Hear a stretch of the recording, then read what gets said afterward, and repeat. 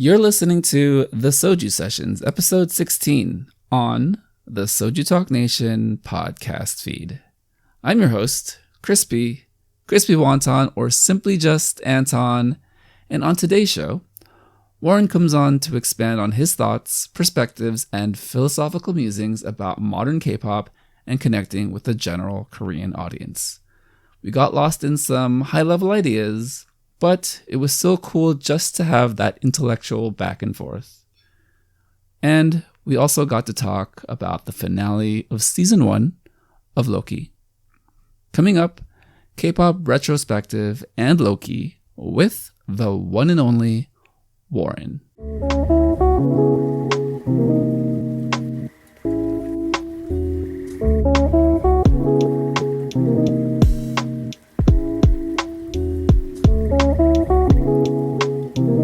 Joining Soju Sessions this week, a deep thinker and an exceptionally musically attuned human being, Warren. Welcome to the show, Warren. What's up, everybody? How you doing, Crispy? I'm doing really well. It's it's kind of an exciting time right now. I had this idea planned for a bit, but then a confluence of events occurred on the show where there's a topic of much debate, and I figured to have you on to speak directly to some of the things that you had mentioned on the main show a few weeks ago. So let's get right into it. On episode 146 of Soju Talk, you went on at the end about kind of an extensive conversation about culture and media and the accessibility of music in the Korean market. Take me through kind of the genesis and your thought process of how you arrived at some of those ideas and what trends you were seeing that gave you pause for concern. Right. I mean, it began around when Brave Girls was blowing up, right? Like back when Rolling was coming around and it was going popular. I noticed that a lot more people were talking about them in specific rather than some of the other, K-pop groups that we've seen in the recent couple of years. Sure, people talk about Twice. Sure, people talk about BTS. BTS obviously being the big face of this K-pop Western, rollout. But in the Korean communities, once Brave Girls and Rolling was blowing up, it was a huge, almost a renaissance of people talking about idols on whatever forums they're on. And that kind of stuck out to me, right? Because that was something I haven't experienced in a while. Yet I knew that 4 or 5 years ago, that was the norm. People used to do that about Twice or Red Velvet or Blackpink. That was a very common thing. That had died out, and I saw it blow up again. And so that's where I started thinking, right? That's where I started thinking a lot more about, okay, market has definitely shifted in 2020 and 2021, right? Right off the bat, 2020, we had COVID. That was a huge deal. And that really just was a huge influencer on the profit margins for a lot of these K-pop companies that rely a lot on real life events. They rely on ticket sales. They rely on people to buy 4, 5, 10 albums so that they get, the draw to join the fan meet and stuff like that. With that gone, people, started shifting online, companies started shifting online, but I also noticed a lot of companies were shifting in their marketing tactics, both into more of the subcultures online and more Western, right? So I went on a whole rant at that point, which was not intended. It was supposed to be a 3-minute transition before I go into the World Cup at that point. But I had 3 bullets down. Then I read off the 3 bullets. Actually, I read off the first 2 bullets, and the second bullet expanded into the whole rant. And then the third bullet was, that brings me to do the World Cup. And that became a 10-minute thing, and I was like, this is too long. This is too ranty. This is too pessimistic, almost. So that's why I pulled it out into the back at the end of the show. And I do think, thinking now, I was a lot more, pessimistic about it than I am now. But at the same time, I do think the market has shifted, and I don't think we should look at it through a very rose tinted glass, if you will, right? Like, I does that kind of make sense? Yeah, yeah, it does. The way that you described it on the show was far Mm-hmm. more of like an impactful emotional response. I think you Mm. arrived at kind of the statement of 2020 between 2020 and 21 as the Mm-hmm. worst period in Korean music industry in the past three Yeah. decades, which is Yeah. understandable because I think you are coming at it from a historic and cultural perspective of the trends over the years and what is important to you, right? Mm-hmm. But it Mm-hmm. did get me to think about kind of the gaps between audiences Mm-hmm. and what we're seeing in current music. So Right. you Right. did make a list on Twitter of your Oh, I favorite did. Yeah. tracks of 2021. A lot of songs of which I love and adore, and will likely be on my top list at the end of the year. Nice. But I do also feel like they're very representative of the direction Mm. in music and the different trends that are not just popular within K-pop fans, but in Western markets. Yeah. But it does kind of leave it does kind of leave space for addressing the Korean market, right? The general Korean Mm. audience. Can you speak more to why do you feel like there's a disconnect between the general Korean public and music today, more so now than ever? I In terms of the disconnect, I think there's three key reasons, right? Um, One of it is market oversaturation. The other is the internet being the internet, and then I guess it's two things. Okay, so like market oversaturation, that's simple, right? Like we had a whole blow up of everything about 15 to 10 years ago. Everyone made a company and they were like, we're gonna make an idol. We'll get some trainees. This, makes a lot of money. We'll do it too. Some people succeeded, like G Friend, or Brave Girls now, as you see now. But I'm not gonna go ahead and say it's the greatest market in the world. It's the success to failure ratio, the profit to not profit ratio is way too of a negative thing to talk about, right? Like if you think about all the nugus that we don't talk about on the show, nobody talks about. That's kind of sad, right? Like so, market oversaturation is definitely one thing we got to talk about. We got to think about, and then on the other hand, we got to talk about the audience and the consumers too, right? Like if there's anything I've realized in what I've noticed in the internet the past decade, right? I've been the avid participant of the internet communities since like 2005 or so, a little too earlier than it should have been. Um, I've noticed that people are like not really paying that much attention to like mainstream culture anymore, especially in Korea, and they've moved up to like doing their own little things in little communities, like TikTok, for example, or finding their Twitch streamers and just watching them instead of your comedians on variety shows, right? Like that, the whole like nation's little sister thing. That doesn't make sense anymore, right? Because people who watch variety shows are the same people that's been watching variety shows 20 years ago. And the new kids, the teens, the Gen Zers, they're not on that shit. They're I don't sorry, I swore. It's You're fine. You're fine. the the Gen Zers, they're not on that thing. They're on different platforms, whether that be YouTube, Instagram, TikTok, or whatever, right? That's obviously been a huge shift in the past like 5 or 10 years, and they've been doing their own little thing. And now we see a situation where the variety shows are like very much targeted to that audience, and the young kids are doing their own little things back home. And then we end up with a situation where the teens aren't really consuming K-pop anymore. That's something that gets brought up every now and then, especially in like Korean fandom communities, where they're talking about, oh, I went to a fan sign. The idols are teens, but all the fans are in their 20s or 30s, whether regardless of gender or sexuality, whatever. Everyone's like above 20, right? Like I saw a breakdown of a Stray Kids fandom, what's the word, gender ratio, and sorry, age ratio, and it was like I think like 15% was about teens, and the rest were 20, 30, 40s. And Stray Kids is like, like I think they're still in their teens. I might be wrong, but regardless, early 20s, something like that, right? Like it's become a game without a new flow of listeners, right? It's Right. it's become a little bit of a lake without any water going in, or going out of it. It's just a lake. The groups, the fans that liked different idols have transferred over into different idols. That's one thing. The general public, I think, has obviously shifted away. They're listening to ballads. They're listening to trot. If you look at the charts this year, right? Like what's popular right now, ballads are really popular, that were popular about 15 years ago. Trots have been the mainstream trends for like 5, 10, 20, 1 or 2 years now. That's actually not that been long.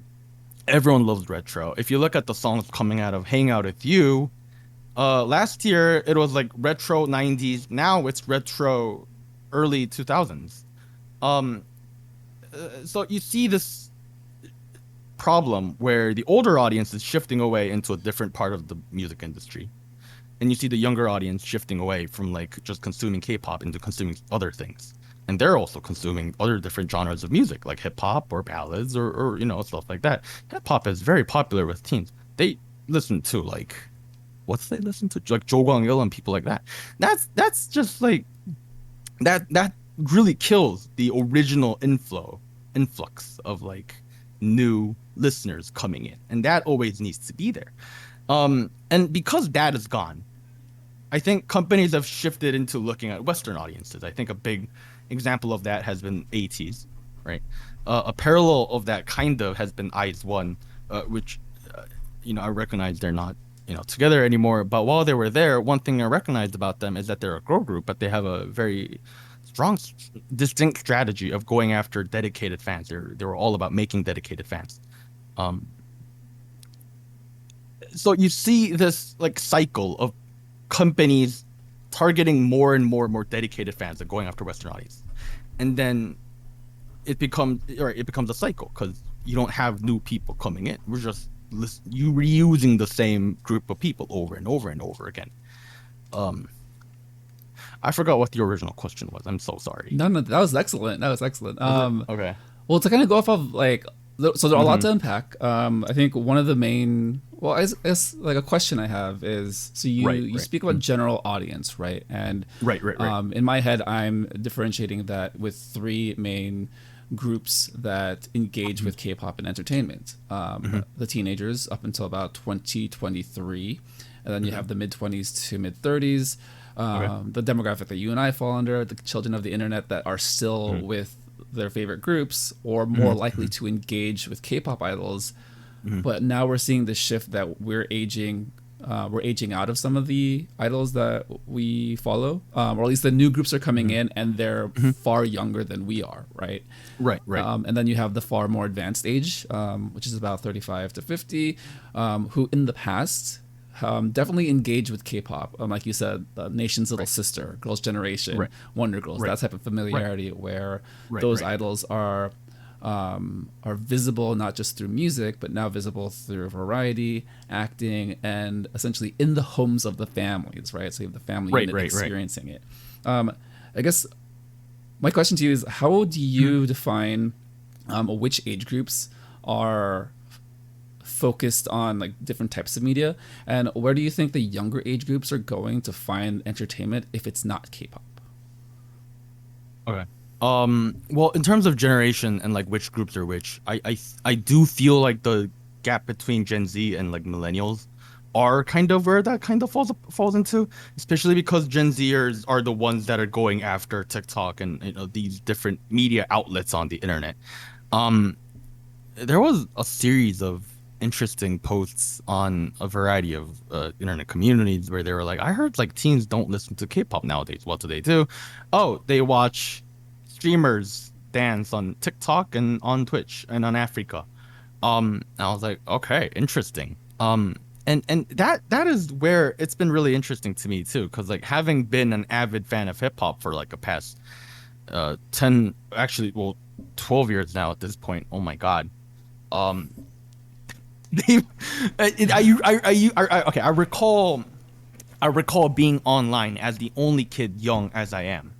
Everyone else was like in their 20s, late teens, and here I was like, I don't know, like how old, like I was like 14 or so, and everyone was like, I'm 19, I'm 20. Oh, how are you preparing for a college exam? That kind of deal. and now it's shifted a lot where I see a lot of elementary school kids and middle school kids in these like YouTube comments and whatnot. It's become the audience has definitely shifted that way for hip hop fans. For pop, now we have to question. They went over there. They went over there.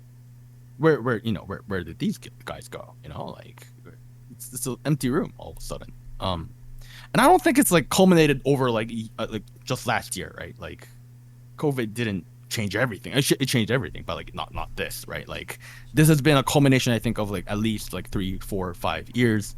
And it also probably coincides with like population issues in Korea where like there's not enough kids. That's also a thing. You look that up. That's a different conversation. But yeah. Yeah. No, I think what you said about the younger generation going towards more technology-based entertainment, where the barrier of entry is legitimately just a phone, right? Where it's a one-time purchase, and then, say what you will about the economies of different services, but for the most part, you're paying a fixed rate, right? You're paying something up front, and then you have an abundance of entertainment for the amount of money that you're spending. I kind of wanted to get your take on a couple of more academic topics, and kind of this idea of analytics being used to drive decision making. And well, my first introduction to analytics was, funny enough, in sports. So in the 2000s, in Major League Baseball, analytics was popularized by the book Moneyball by Michael Lewis. It was later turned into a movie starring Brad Pitt about the Oakland A's and using market inefficiencies to target undervalued, low-cost hitters for some very specific reasons, right? And then in the 2000s, it shifted to the NBA, where it became a numbers game about threes and layups, so very efficient shots because threes are more than twos. But at the same time, if you have a layup, it's far easier to shoot a shot 2 feet away from the basket than it is 20 feet, right? It's true. It's still 2 points.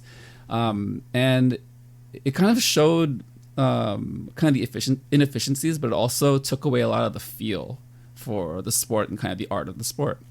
In the NBA's example, the Houston Rockets were very successful during the regular season, right?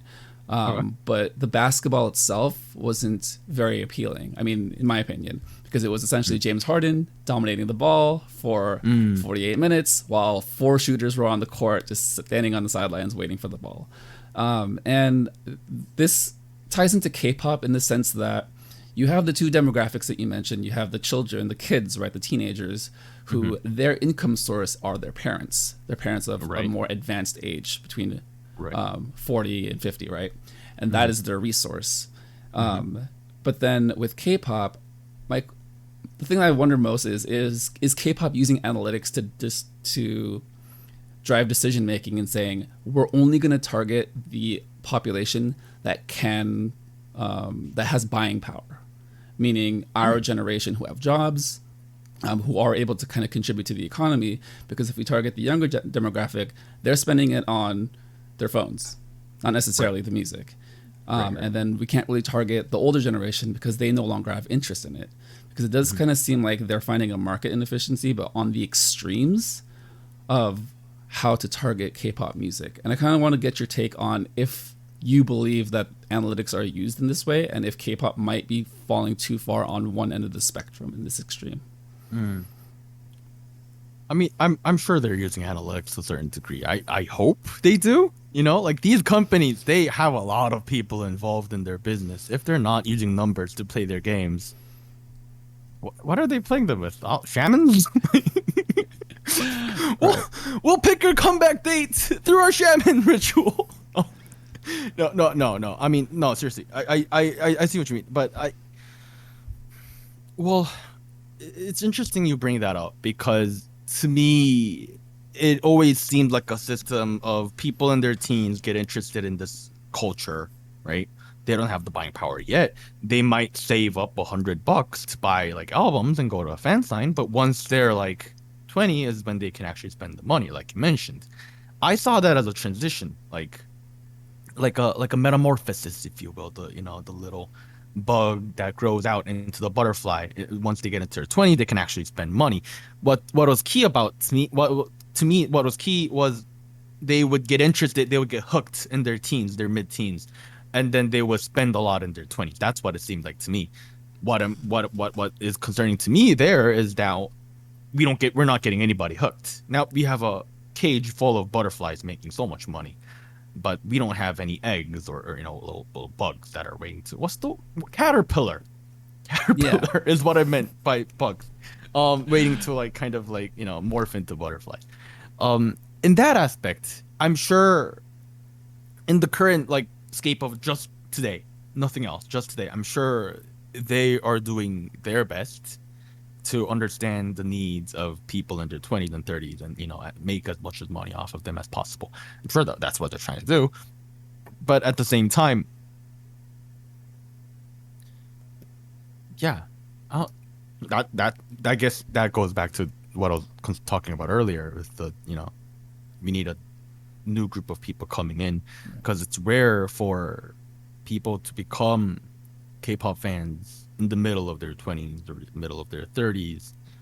I'm not saying it's not existent. There's plenty of other shoes if you go to like a Lovely's fan sign event, but like that's not as common as like the other groups I've talked about. Yeah. Do you feel like the market correction would now be focusing on the Western market?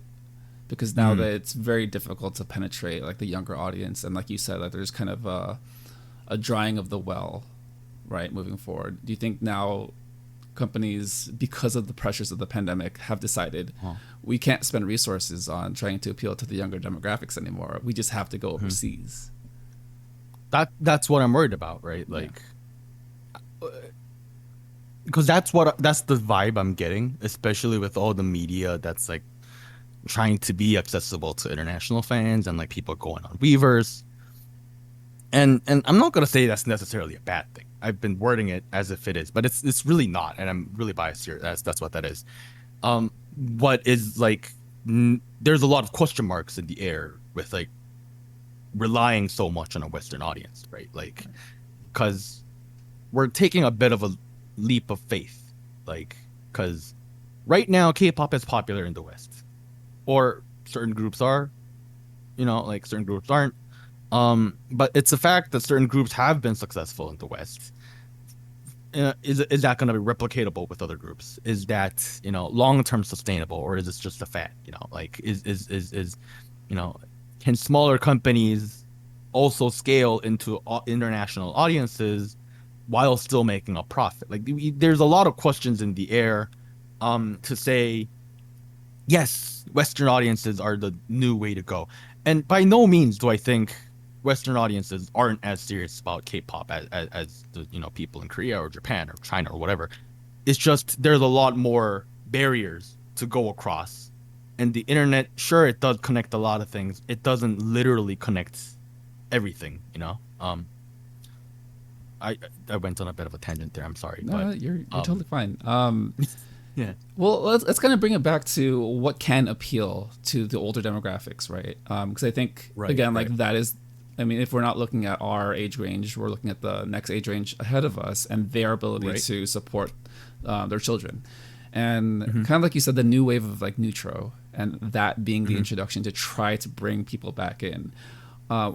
It's been very successful. Well, it's been successful to varying degrees as far as like our fandom, right? Because we're consuming K-pop regularly, and we do essentially like the nostalgia factor of it, right? Do you feel like it's been a success to bring in the older generation back into K-pop? So we're talking about like 2PM and SHINee and like these second generation groups. Is that what you're talking about? That, and also the style of music. Because like you said, you mentioned like disco and Neutro being like a wave of brand new music over the past year and a half. Kind of just like your perspective on it. Do you feel like that will eventually help to bring back the older generation, or to bridge that gap between the parents and the children? I don't know. Here's the thing, right? Because I see retro's been a trend for like a good 10 or so years now, right? Like it's not even really a trend anymore, right? Like, because when did Tiara do their song? Like 2011, was it? You know the one I'm Yeah. talking about, right? Yeah. I was like, wow, I Yeah. haven't heard that name in a long time. Yeah. Because that to me was like the kickoff of the whole like retro neutral thing. That was Yeah. yeah. And it's been thing for a long while. And the retro that are conceptualized with the idols and the retro that has been popular with like the general public in their 20, 30, 40s is kind of different. Because I think it's kind of different, right? Like the one that's the latter, sorry, the former that's popular with like idols is like a stylized version of retro. Okay. It's not something that literally brings nostalgia. Like I'm gonna bring up Rocket Punch because I like Rocket Punch. They had a very 80s, 70s aesthetic to it, but they're not trying to go after like people in their like 60s. You know, like I don't think they are. I don't know. They're using that as like a motif point and like going off on it on a more artistic kind of view. What Hang Out With You does with SG Wannabe, which is their MSG Wannabe, which is their parody of SG Wannabe, which is the ballad group from the early 2000s, as well as Suck City, which is like a parody of of all the mixed gender idol groups of the 90s. That's been like pretty detached with like the idol K-pop we talk about, right? Like, right? Like, sure, we talked about Sock 3 on the podcast last year, but like, we haven't really seen that interact in the same way that we do with like idol music nowadays. To the degree where I saw Sock 3 like parodying, like what idols do nowadays, and that was like, oh yeah, idols do that nowadays, yeah, and that was about it. So I don't see this wave of retro or neutro benefiting the current idol generation. Brave Girls was the huge exception, right? Because they are a part of second generation that managed to make their sound like popular again through this wave. But I'm not gonna go ahead and say yes, Brave Girls is the norm. If anything, they're the exception by any means. Yeah. Let me get your thoughts and opinions about like the competition for attention and competition for how we spend our time with entertainment. Specifically, short form content, short form media, TikTok, YouTube videos that have gotten considerably shorter over the years, and how that could be a way to kind of bring new K-pop fans into the genre and kind of repopularize it between all the trends that we're seeing. Do you feel like that's a direction we'll see more of moving into the future? And how do you feel like creativity will have to adapt? I think we've seen a lot of it in the past year and a half with almost every song having a TikTok segment, essentially. Do you feel like we're just going to double down with multiple TikTok sections in songs, or will there be a happy medium to use TikTok and that type of short form media as exposure, but then being able to creatively access something that we just haven't been able to yet? I hope it's the second thing you mentioned. I hope it is a gateway to something better, or something bigger. I'm not gonna say it's better than TikTok. You know what? I'm thanks to Therese and her TikToks, I've started using TikTok. I see the appeal now. I also realize my attention span is getting shorter and shorter and shorter. But it's fine. But yeah, we've been seeing a lot of these TikTok dances on all the music videos and choreos and whatnot. And I do feel like now that we've had a couple examples of successes, I feel like it's gonna continue being a thing for the next like half a decade or so, right? Unless TikTok goes destroyed overnight or something like that. I don't know. I don't see it being destroyed overnight. You got like what was really interesting about this year's pop music, K-pop in general, has been Stacy, ASAP. Yep. It sure, the song's good. Yeah. The song's good. I like the song. Whatever, But I saw the choreo kind of blow up on TikTok and on Instagram Reels. like I was also getting stuff about Wigo, but that's because I consume content about Fromis 9 on my on my media accounts. I didn't about 8 Stacy. They're like like I like the producer. I don't really like the group per se. But like I was getting all that content fed to me and I saw it kind of blow up. And then I saw the impact of that on the charts. They've been charting solidly somewhere between 20 and 10 ever since the song has come out. Like that's like aside from Espa, I think it's safe to say they are like by far the most successful girl group of like 2020 and 2021. Like in terms of just success, right? Like Right. so that have debuted in the recent years, right? Like I'm not talking about Oh My Girls or Blackpink. Um Now that success has been there, now that there is proof that the success of Zico's Any Song can be transferred into dragging up popularity of idols and K-pop artists, I think I would assume that that is the way forward. I would assume companies have looked to that and said, okay, they are smart. We're also going to do that, and I think that's what's going to happen. Um, I don't see that dying out anytime soon, really. So kind of the inverse of that would be long form media Mm-hmm. and live shows, right? Just things that we haven't experienced because of the pandemic. Mm-hmm. I can still remember. I think it was a little after I started watching the show, the main show, back Mm-hmm. in 2019 when the world was Oh still man. open. I think BTS's concert was in theaters around that time during summer. Oh yeah, yeah. That was going on. Yeah, yeah. Yeah, and I do feel like as the world starts to open up, we are going to see a push for long form media, and I think movie theaters may actually help K-pop in this sense because now you're Oh. forced into a situation where you have the audience's attention, right? You intentionally have them sit down for an hour and a half, however long the concert is in a theater, Mm-hmm. where it's socially frowned upon to pull out your phone. I mean, you could do it. It's just someone will tell you to turn it off because that screen glows quite brightly in a dark theater. Mm. And I kind of want to get your a take on like this idea of theaters being the entry point for kind of releasing a lot of this concert material that we just haven't seen over the past year and a half, and then leading Mm. into live shows. And perhaps maybe that's the missing like ingredient to all this, right? Where we were Mm. just on the internet for 2 years. That's all. That's the only place we could consume Right. like content, Anything. anything, right?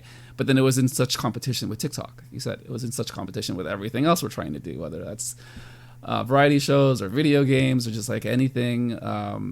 I mean, K-pop almost feels like it's in competition with all those other forms of media now. Yeah, so I think just well, I guess the base question is like, how do you feel like as the world opens up, that's gonna affect the popularity of K-pop now that people can see these idols in real life? Hmm. Well, I do feel like in-person interaction, whether that be like millions of, sorry, not millions, but like a long distance away in my concert seat and like the stage, that versus seeing somebody on the screen, I think there is a distinct difference. I would hope all these in-person events and concerts, um, you know, reopen up a whole new wave of profit channels that were there about 2 years ago. I also think I'm not sure if that'll be as popular, like because I was talking to a kid the other day who's about 16 years old. Um, Actually, can I talk about? Yeah, no, it's fine. Um, sorry, I was thinking about my job for a second. Oh, no, don't worry, I'm not breaking any laws here. He was talking about how he's not gonna visit like he's not interested in movie theaters. Like, to him, what's the point? You can see any movie you want from your couch on the TV. Just turn the blinds down. It's pretty dark, like that magic almost makes me think, like if concerts are accessible. Actually, no, concerts are still different, right? Like there's the feeling of being there with other people who share similar minds, and we're all screaming at each other, you know, Yeah, like there's a tangible actually that's true. energy with other people, Right, right? right. A There's a social good amount of interaction. energy. Yeah. Right. That we've lacked for so long, and I do feel like there is going to be that natural hunger for it, right? I feel like the United States is a good example where it's like Mm-hmm. the mandatory mask mandate was lifted, and all of a sudden, uh, NBA stadiums are full of people without masks. And Right, right. we're not out of it yet, and yet that's all we're seeing. Those are all the images we're seeing. I mean, it's good to see people celebrate and kind of reunite, but at the same time, there is a very real conflict with the fact that we're still in a pandemic. But I also feel like that's indicative of the fact that people just need that release to get back in the real world, get back in the wild, essentially with other people. Do you feel like the concert going live experience economy will see an uptick, see a boom in 2021? Oh yeah. Oh, not 2021. I don't think so. 2022. What year are we? 2022. I looked at my I would calendar. hope, yeah. I think next year. Next year, yes. Yeah. I did see. The whole full footage of Tyler the Creator's concert footage. He did an hour-long thing in a small stage on Brooklyn, and it was a random thing. There was no announcements or anything, and the energy there was crazy. You know, like it was wild. But I think he was testing things out. Twitch, who was streaming it on, you know, their thing, they were obviously testing things out. I think we're gonna slowly test waters, and we're gonna gradually go into having a lot more regular access to concerts or tours in 2022. That's what I would hope. That's me being optimistic. You don't get that all the time, right? Like that's a rare thing. Yeah. No. Yeah, I want to go to some. You know, like Yeah, same here. I'll probably keep my mask on for. Me too. I'm probably gonna keep wearing a mask Yeah, indefinitely. Well, you know, I was watching the Tyler concert, and like everybody was like shoulder to shoulder, and nobody had their masks on. I was like, shoot, like I wanted to go, but like, do I really? Like, I don't know, man. Like, I have the vaccine, but like, still, like mentally, I'm just not there. But yeah, to your concert point, I do hope it brings in. I hope it's a new renaissance of concerts and live person events, you know, like that's what I would hope. And that kind of leads me into like the grand scheme of it all, right? The grand design of kind of what we're trying to accomplish with our conversation. Because Soju Talk has just been a community of like online personalities and people interacting. And I think I've mentioned this in the past. When you had the option of going outside, going to work every day, it was nice to lean back on Soju Talk at night to kind of relax and decompress. But then it became a case where the world shut down, and we all were forced to be on the internet to find that companionship. And I'm very grateful for every relationship I've had on the server, and especially yourself, Warren. Thank you. Do feel like there's a bit of, at least for me personally, a detachment, an emotional detachment, when I am only sending a typed message and then replying to someone's text without emotional context, right?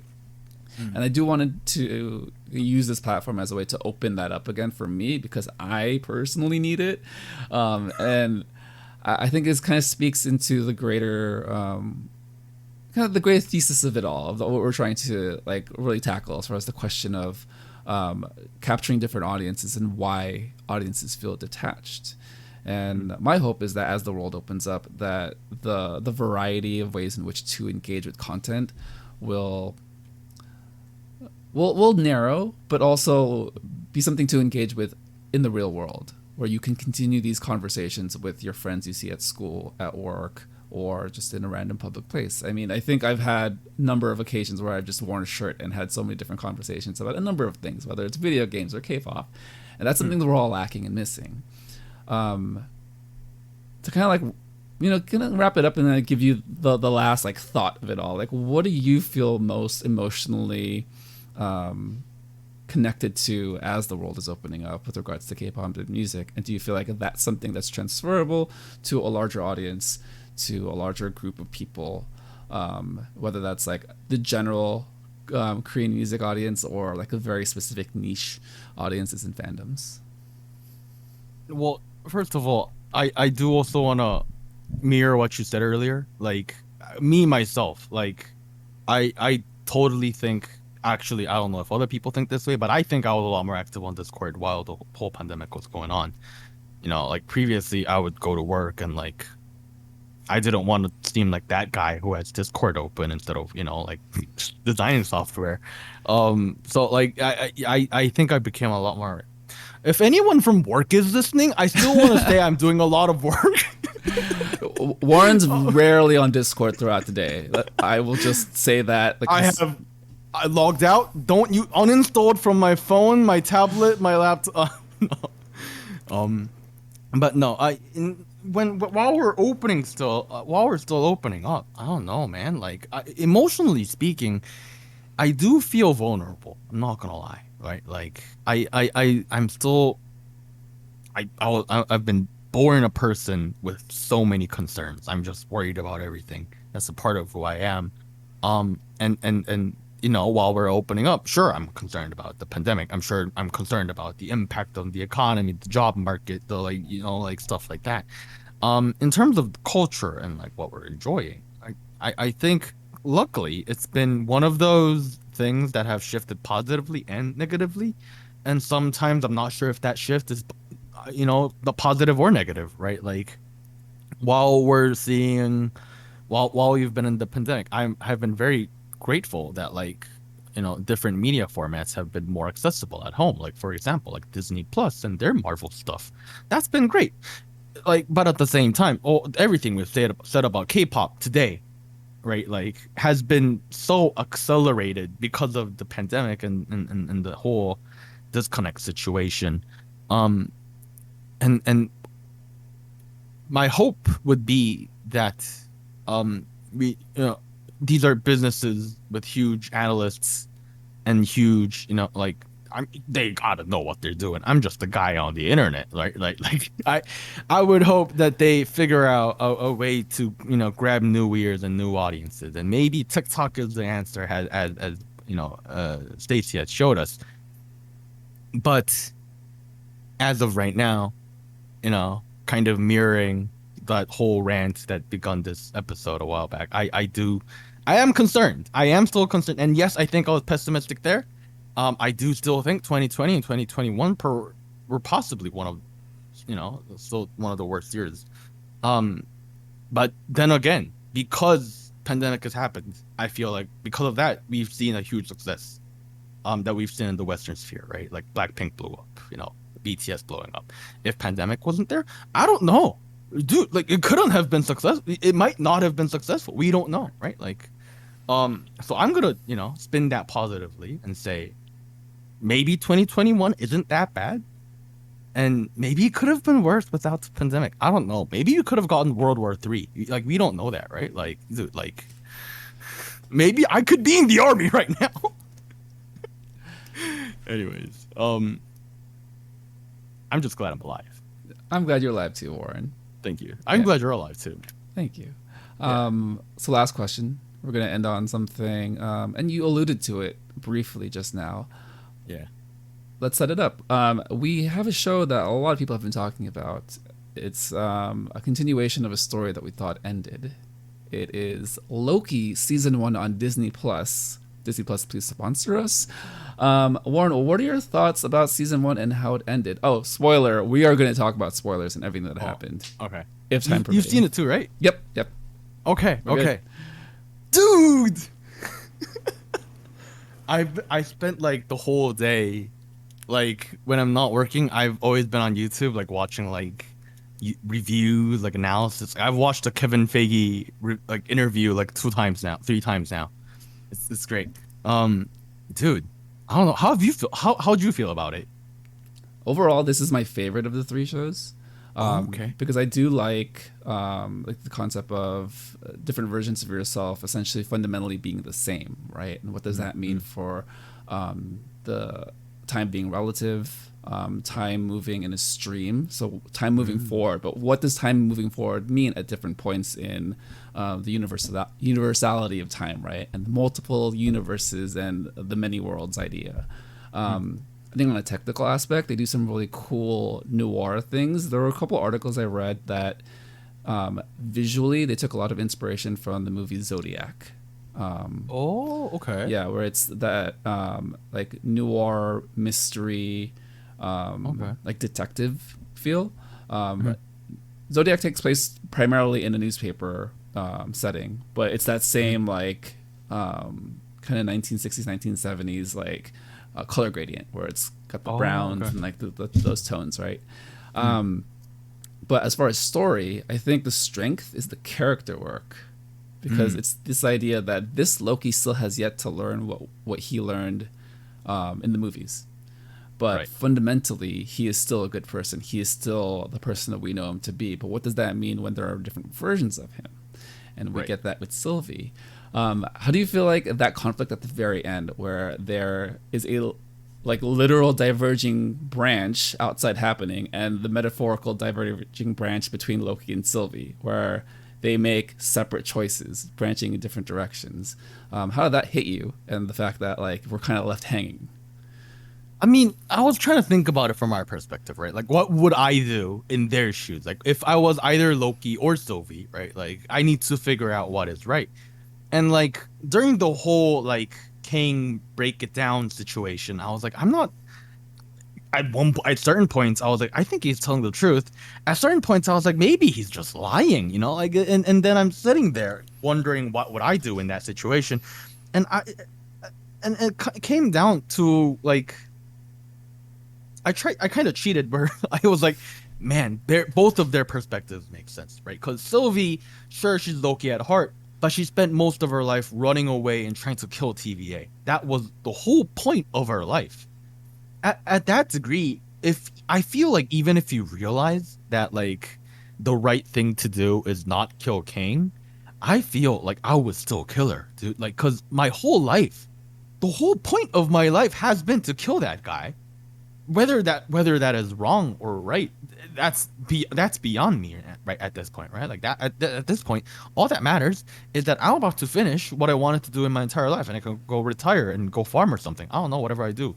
But with all that in mind, right? Like, yeah, like it's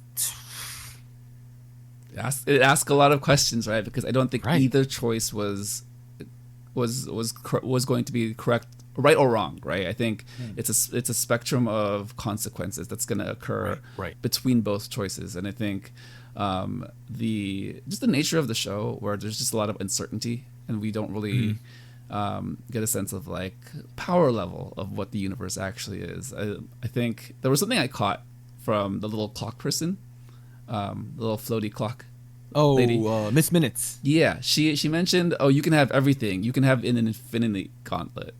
But we've already Right, established that the infinity stones are relative, and they actually don't have or possess the power that would grant a person seeking them. So what right. does that mean as far as like the mischief and misunderstanding and lying that's been happening I in mean, the universe, right? that to me felt more like Miss Minutes saying, I will give you whatever you want, but it'll be just like you living in your lies. Like you'll be living in an artificial, fake reality, like Right. Infinity Stones, you got them, you can be king, whatever, do whatever you want. Yeah. That's what it felt like to me. And at that point, I was like, why is she saying this? And that part actually stood out to me because like that didn't match up with what King said after the whole thing. Like, because I thought when because I thought King would be like, all right, here are your contracts. You can write whatever you want, and it'll happen. That's what I thought will happen.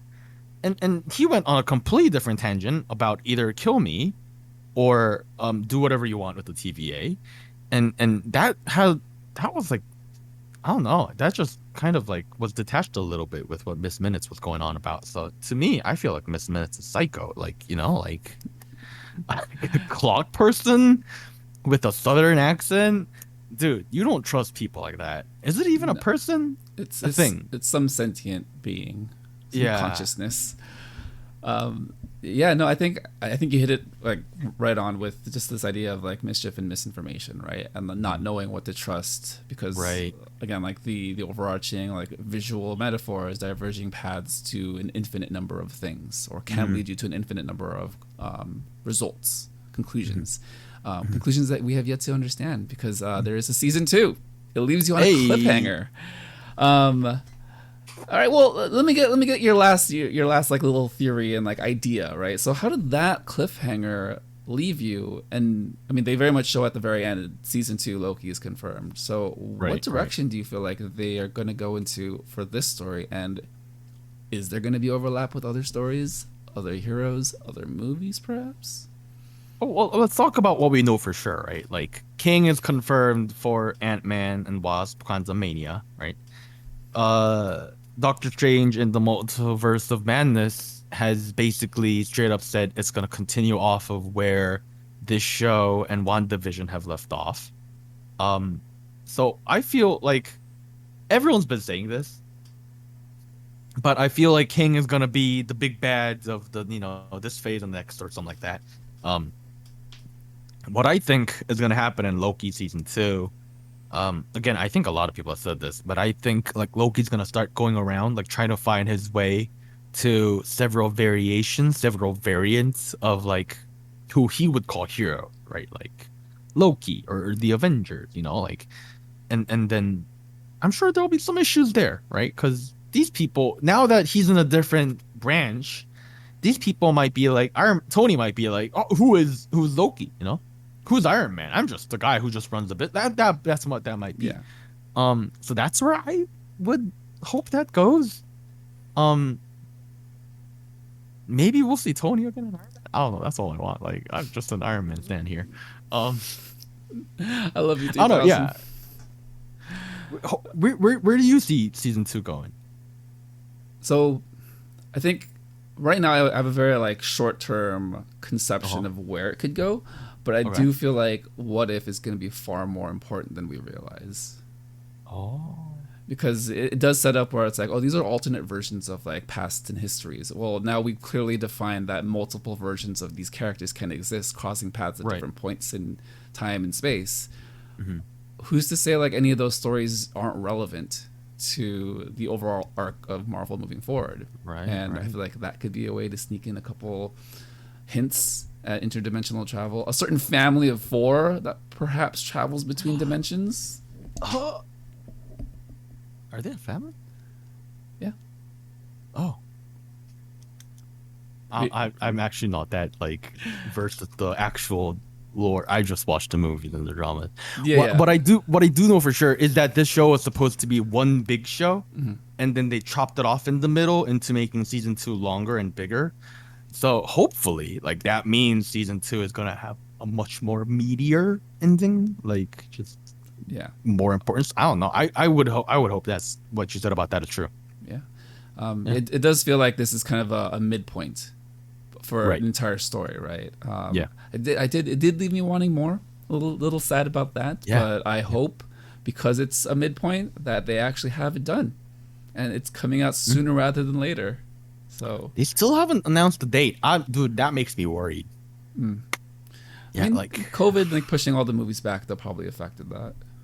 That's true. That's true. I mean, regardless, we're getting a lot of cool movies and shows this year. Yeah. Got some cool stuff lined up. Yeah. So. One final thought. The final question. Overall, Star Wars is also another big part of Disney. If you can describe one way that the ideas of the Force and being a better person have affected you, what's one example of that in your life, Warren? You're asking the wrong person here. Okay. This is gonna sound really weird, but like I've always been like the Jedi are poo. The concept of the Force, dude. Nah. Dude, I've always been a person where like the Sith they know what they're doing. That's realistically speaking, I do think. Okay, you got to think about it this way, because I saw the prequels first. Yeah. I saw episode 1, 2, 3. Then way later I saw 4, 5, 6. I love 4, 5, 6. I also love 1, 2, 3 a little more than 4, 5, 6. And because of that, what stood out to me about the Jedi is their corruption and then their attachment and obsession to like these great ideals. And in my world, I'm like, that's kind of poo poo. Why don't we just try to balance all the emotions? You know, like, hey, sometimes we're angry, gotta let the anger out. Sometimes we're sad, gotta let the sadness out. Sometimes we're happy, gotta smile it out. You know, like I feel like that's the way I view a lot of things. Whether that perspective came first or whether Star Wars came first, I don't know. but they probably influenced each other because they kind of formed around the same age, right? Because puberty and then Star Wars, same time. So yeah. I'd say you're more of a rogue. You know, you fall under the Han Solo, bounty hunters, smugglers, code of honor, right? Yeah. So, I know. Yeah. Well, No. you know, Warren the bounty hunter, Warren the smuggler, I think is something we can coin moving forward. Trademark. All right. I would love to be Han Solo. Warren, thank you so much for coming on to talk extensively about so many different things. A very academic discussion, all ending and culminating with a little bit of fandom talk. So yeah, no, this was great. Thank you for having me on. You can bring me on anytime you want, man. Yeah, man. No, these conversations are great. I think we can even talk about like other lighthearted things at some point because I think we do have a lot to say about comic book movies and Star Wars. So we can definitely touch on that in the future. All right. Nice. Well, thank you all for listening to Soju Sessions on the Soju Talk Nation podcast feed. Subscribe on YouTube, follow on Spotify or your preferred podcast platform, and continue the conversation on the Soju Talk K-pop podcast Discord. For Warren, this is Crispy, and this has been the Soju Sessions. Bye-bye.